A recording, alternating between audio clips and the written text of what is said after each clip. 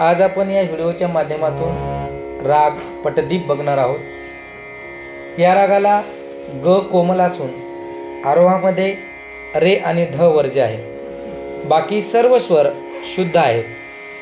या रागाचा वादी स्वर मध्यम आहे, संवादी षडज आहे, जाती ओढव संपूर्ण आहे, थाट काफी आहे, रस शृंगार आहे, वेळ दिवसाचा तिसरा प्रहर आहे।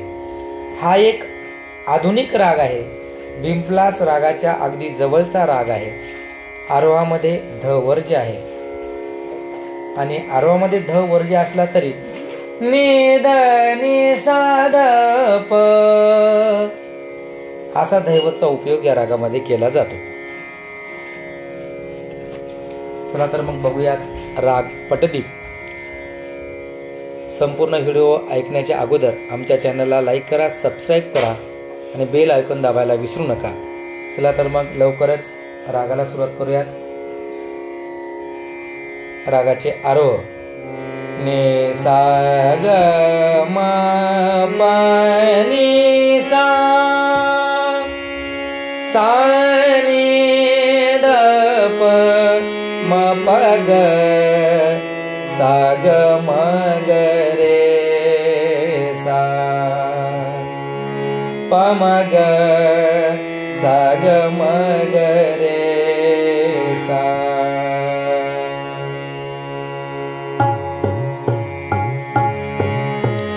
रजत रंगीन तले वसुधातल, रजत रंगीन तले वसुधातल, मंद मंद ये पवन सुशीतल, मंद मंद ये पवन सुशीतल, रजत रंगीन तले वसुधातल, रजत रंगीन तले वसुधातल, बघुनी कुमुदिनी फुलते जलातुनी, बघुनी कुमुदिनी फुलते जलातुनी, हृदय प्रीत